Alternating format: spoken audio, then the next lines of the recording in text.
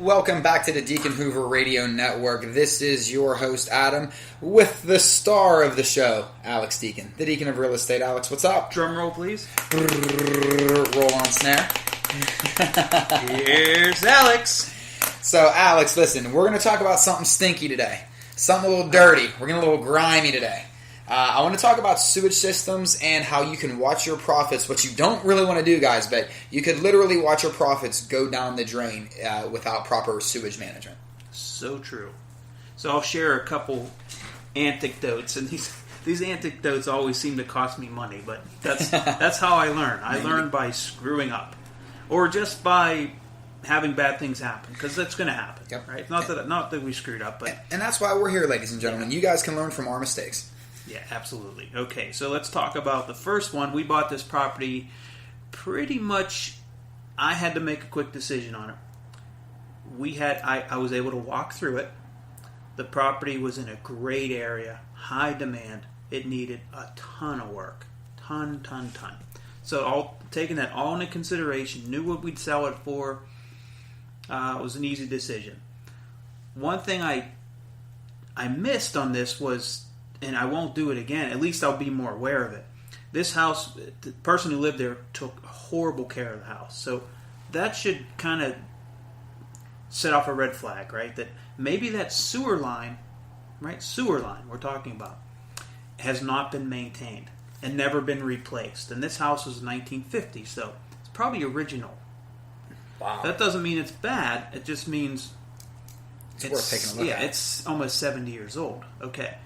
The other thing that I omitted to see was there are probably about 7 or 8 huge trees all around the house, which is always a bad thing because tree roots can get into the foundation, tree roots can get into the sewer lines, can get into the gas lines, tree leaves can clog the gutters can cause water to roll down on the foundation, just creates havoc. You shouldn't have trees anywhere near your house, probably within like 100 feet. You know, I love trees, but not near the house. Right. This one had like 7 huge ones.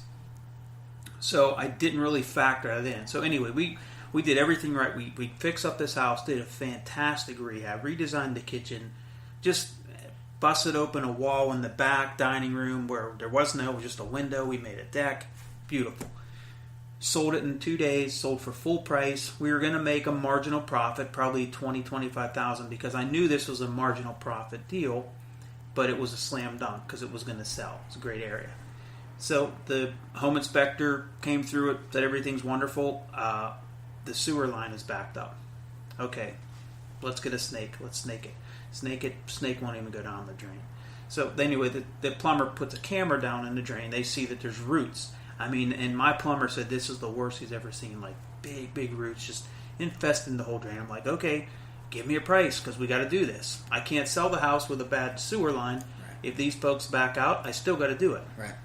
So that sewer line, because it was such a deep sewer line, the fall on it, meaning it starts out maybe 6 inches below the concrete, but it has to go all the way down 50 feet.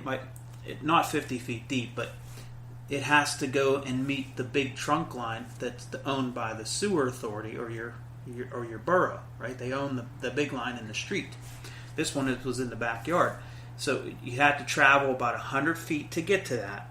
And the fall on it was, from 6 inches to like 16 feet. So it was very deep. So in lieu of all that, the longer you have to run it, the deeper it is, the more expensive. And we had to have a couple more trees cut down and the roots removed, like the trunks removed. So anyway, this whole fiasco cost us like over $20,000. So our profit went from 20 to 25 to 0. So we put 6 months of work into this, $150,000 purchase price and rehab, and we made nothing. Okay? Wow. It happens. Wow, right. So what I'm saying is when you buy a property like that and you can't do any inspections and you don't even have that option, I would have probably budgeted $10,000 for that sewer line and never would have budgeted $20,000. I still would have lost, but not as much. But I should have went into that knowing that, okay, I can only pay this much for it because if that sewer line's bad, boom. And here are the indicators. The house has been not original windows, original furnace. Most likely that sewer line's original, right?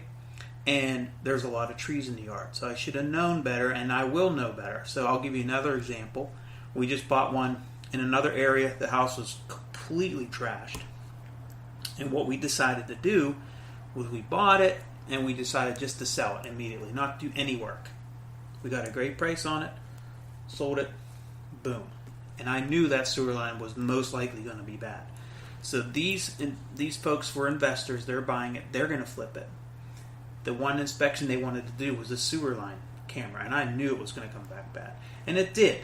So it wasn't like we weren't expecting it. And they were reasonable because we sold it for like $38,000. We're going to make $15,000, $17,000 for doing nothing. So right. I'm cool with that. But I knew when they came back and said the line was bad, I was like ready to jump down my agent's throat and like, no, we're not doing anything. They know. And she's like, just relax. They only want $2,000 off. I'm like, okay, right. let's do it. I'm not gonna cry over spilt milk, and I knew that was gonna come up, and so we sell for $36,000. So you got to know which battles to fight. Which ones are worth battling over. Which ones just let it lie. But you can literally watch your profits go down the drain. Wow, and that's something that I don't think, because let's tear the fourth wall down a little bit here, guys. Before we started recording, we were talking about it. There is no real way to other than taking a camera down in to see if there's anything wrong with your sewage. Yeah, there is no way. Literally, you have to go. It's like exploratory surgery. You literally have to go in there with a camera and snake and go through that line. Sometimes you don't have that opportunity. But here's what just popped up into my head. Let's say the house is sitting there vacant, or talk to some of the neighbors. Because a lot of times I'll talk to the neighbors and they'll give you a wealth of information. You talk to the neighbor and say, yeah, what's going up with this house? And they'll talk to you more than you want to talk to them about. Because they'll tell you everything about the grandchildren and who lived there and who died there and whatever. I know more about the house that I recently moved into than I've known about the house that I grew up in for 30 years. So I just want, but you got to listen to them because, you're trying to get information from them, so you got to pretend like you're somewhat interested, But anyway, so yeah, I'll talk to neighbors and they'll give you a wealth of information. For example, maybe if I would have talked to the neighbor, they would have told me, "Oh my gosh, you're aware that sewer backs up, right? You're aware of that, right?" "No, I'm not." Or you might ask them, "Do you know if they ever had any problem with sewer or or this or that?" And they might tell you. And that's man, that would have saved me if I would have got to a neighbor who knew everything about the neighborhood. And that could have saved me $20,000. And probably if whoever was in that property beforehand, if they were there for 10, 20, 30 years, you tend to know your neighborhood, and you tend to know your neighbors, and you communicate a little bit more versus somebody that might be in and out in 6 months. Mm-hmm. If it's somebody who's renting and in that sort of scenario. So I think, to your point, that's an exceptional way to kind of really pick the brains. And you could really utilize that probably for a lot more than just sewage, too. Absolutely. Yeah, that's so true. Just literally... Again, this is not in a book that you're going to read. This is just me telling you, talk to some of the neighbors. They'll tell you about the crime. They'll tell you about the past owners, if the sewer backs up. But you also have to take that with a grain of salt. Because some neighbors are just, everything's bad, right? Everything's bad, bad, bad. And you essentially would never buy a property if you listen to them. So you have to take what they tell you with a grain of salt. And what and you put that all together, and then you make a decision. It's one of those where when we always talk about it, we always look through it through rose-colored glasses. Mm-hmm. The neighbors, on the other hand, typically they always see the worst. They never see it's like, oh, they look how well they remodeled the house. They're really doing good things to it. It's always like, yeah, they're letting the gutters are falling off, the windows are broken. They dog would always poop in my yard. They only see the nice. So that's a really good point, Alex. Thank you. Yeah. So, but that's. Just, I don't want to see your profits go down the drain, so take what I had to say today and use it to your benefit. So now that we've cleaned ourselves off of sewage and sewage problems, and I've brought it full circle with two terrible puns at the beginning and at the end of this. Bad. So, guys, listen, we just wanted to get this information out there because this is something not everybody looks for.